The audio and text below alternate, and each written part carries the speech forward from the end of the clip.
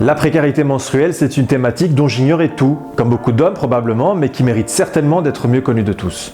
Loin d'être expert en la matière, je vais vous parler des points qui m'ont le plus interpellé, en commençant par les finances. 2 000 €, c'est le budget moyen que les femmes accordent aux protections hygiéniques tout au long de leur vie. Mais il n'y a pas que ça, il faut aussi compter d'autres frais comme les consultations chez les gynécologues ou encore l'achat d'antidouleurs. Tout cela représente une charge considérable pour les finances des femmes, notamment des étudiantes en situation de précarité. Il y a par exemple des étudiantes qui, au lieu d'utiliser des protections périodiques, utilisent du papier toilette, voire du papier journal ou du tissu, ce qui peut occasionner des infections. Un autre cas de figure, c'est celui d'étudiantes qui, pour dépenser un minimum, s'imposent parfois de garder leur protection hygiénique pendant des périodes beaucoup trop longues. Les conséquences peuvent être graves vu qu'elles risquent de développer un syndrome de choc toxique, une complication liée aux règles potentiellement mortelles. Et en plus de la question financière, il y a aussi tous les tabous qui gravitent autour de la question de la menstruation. À cause de cela, certaines femmes sous-utilisent les protections menstruelles. Vous l'avez peut-être deviné, ces facteurs peuvent avoir un impact négatif sur la scolarité de ces étudiantes. En effet, nombreuses sont celles qui manquent leurs cours du fait qu'elles n'aient pas de protection périodique. En Écosse, les socialistes du Scottish Labour ont pris les devants sur ce thème sensible. Et depuis 2018, les protections menstruelles sont gratuites dans les écoles et universités de ce pays. Chez nous, en Belgique, des initiatives sont également en cours.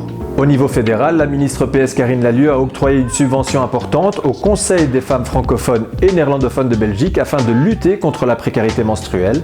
Et au Parlement bruxellois, notamment via la députée Delphine Chabert et d'autres députés de différents partis, un projet de résolution a été voté avec comme proposition d'étudier l'impact budgétaire que pourrait avoir la mise à disposition gratuite des protections hygiéniques, tant dans l'enseignement obligatoire que dans l'enseignement supérieur.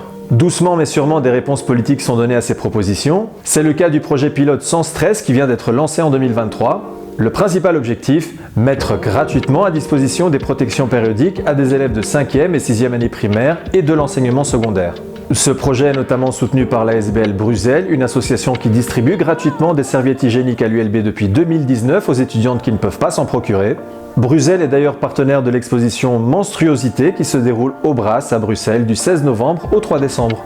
Pour conclure sur le projet pilote Sans stress, seules 27 écoles sont concernées actuellement, mais l'idéal serait évidemment de tendre vers une pleine couverture des écoles en Belgique pour que toutes les jeunes femmes puissent accéder sans difficulté à ces protections et pour qu'enfin chaque jeune femme menstruée ne soit plus sujette à des problèmes de santé ou de décrochage scolaire.